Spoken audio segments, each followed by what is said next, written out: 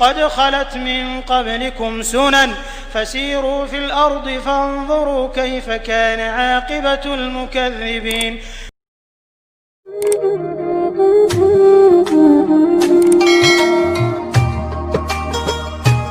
رب العالمين والعاقبة للمتقين والصلاة والسلام على سائر الأنبياء والمرسلين أما بعد. أعوذ بالله من الشيطان الرجيم. بسم الله الرحمن الرحيم.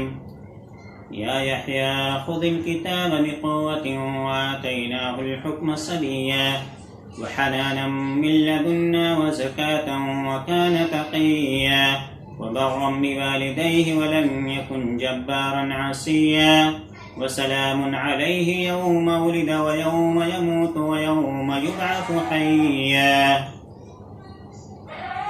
محترم سامعین و ناظرین و حاضرین اکرام، السلام علیکم ورحمۃ اللہ وبرکاتہ.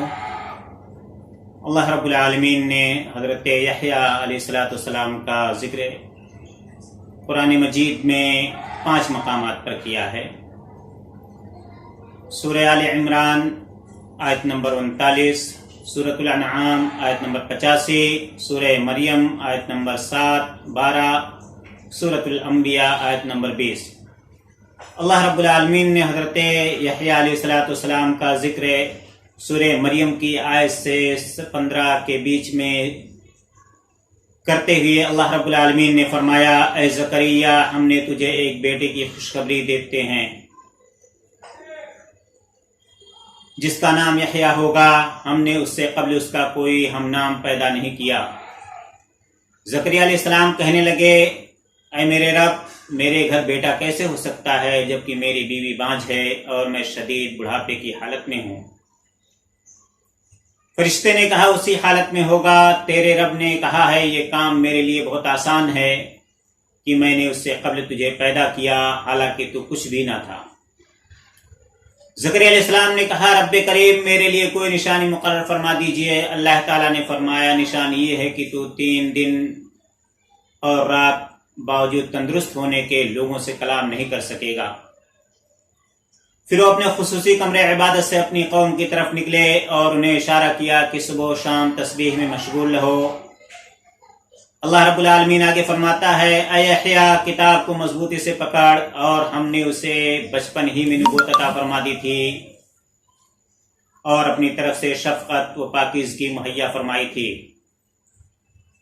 وہ بہت پرہیزگار اور والدین سے حسن سلوک کرنے والا تھا. وہ سرکش اور نافرمان نہیں تھا. یحییٰ پر سلام ہو، جس دن وہ پیدا ہوا، جس دن مرے گا اور جس دن زندہ کر کے اٹھایا جائے گا. اللہ رب العالمین نے حضرت یحییٰ علیہ السلام کا یہ تذکرہ سورہ مریم کی آیت نمبر 7 سے 15 کے درمیان فرمایا. حضرت یحییٰ علیہ السلام نے مسیح علیہ السلام کو دریائے اردن میں بپتسمہ دیا. اسی بنا پر حضرت یحییٰ کو یوحنا اور معمدان بھی کہا جاتا ہے. حضرت یحییٰ علیہ السلام کو بیت المقدس میں صخرہ کے مقام پر ذبح کیا گیا اور صخرہ پر ذبح کر کے ان کا سر مبارک کاٹ کر دمشق لے جایا گیا.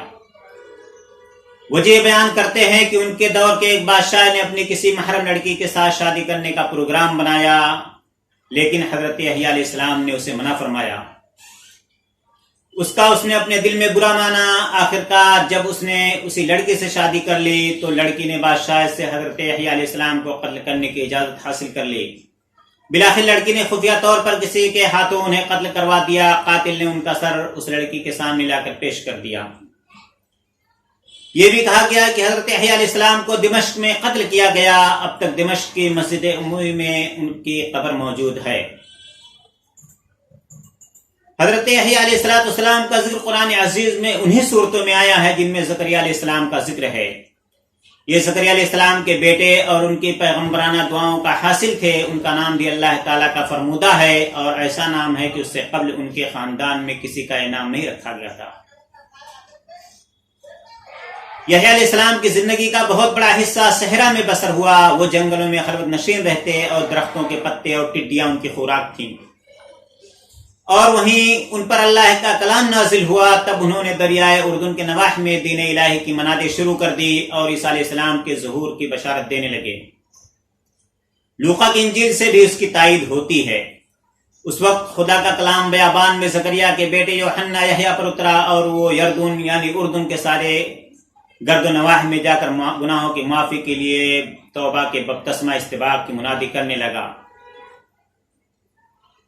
انجیل لوقا باب 3 آیت نمبر 302۔ حافظ ابن کثیر رحمۃ اللہ علیہ نے البدایہ والنہایہ جلد 2 صفحہ نمبر 49 پر ایک واقعہ نقل کیا ہے کہ ابن عساکر نے وہب بن منبہ سے چند روایات نقل کی ہیں جن کا حاصل یہ ہے کہ یحییٰ علیہ السلام پر خدا کی خشیت اس درجہ تھی کہ وہ اکثر روتے رہتے تھے، حتیٰ کہ ان کے رخسار پر آنسو کے نشان پڑ گئے تھے۔ چنانچہ ایک مرتبہ ان کے والد زکریا علیہ السلام نے جب ان کو جنگل میں تلاش کر لیا تو ان سے فرمایا، بیٹا ہم تیری یاد میں مضطرب تجھ کو تلاش کر رہے ہیں اور تو یہاں آ کر گریا میں مشغول ہے۔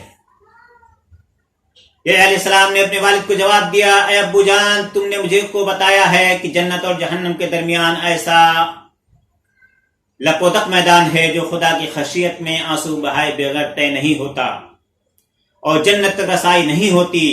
یہ سن کر زکریا علیہ السلام بھی رونے لگے۔ حضرت یحییٰ علیہ السلام کے قصے کی خصوصیات مختلف عرب مصنفین کے ہاں مختلف ہیں۔ طبری کے بقول وہ پہلے شخص تھے جو حضرت عیسیٰ علیہ السلام پر ایمان لائے۔ وہ حضرت عیسیٰ علیہ السلام کے بعد تک زندہ رہے اور انہیں ہیرودیاس کی درخواست پر قتل کر دیا گیا جو یہودی بادشاہ ہیرود کی بھتیجی یا اس کی بھانجی تھی۔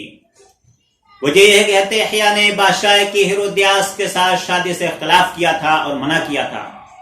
آج بھی دمشق کی بڑی مسجد میں قبر کو حضرت یحییٰ علیہ السلام کا مزار بتایا جاتا ہے، یعنی ان کی قبر بتایا جاتا ہے، جہاں ابن بطوطہ نے حضرت زکریا علیہ السلام کی قبر ہونے کا بھی ذکر کیا ہے۔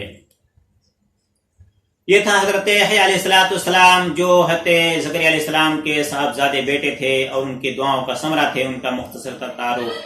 اللہ رب العالمین سے دعا ہے کہ العالمین ہمیں ان نفوس قدسیہ کی حالات زندگی سے عبرت و نصیحت حاصل کرنے کی توفیق عطا فرمائے، آمین۔ اقول قولی ھذا استغفر اللہ لسائر المسلمین فاستغفروا من كل ذنب انه هو الغفور الرحیم۔ السلام علیکم ورحمۃ اللہ وبرکاتہ۔ آتے تو زمانے میں اندھیرا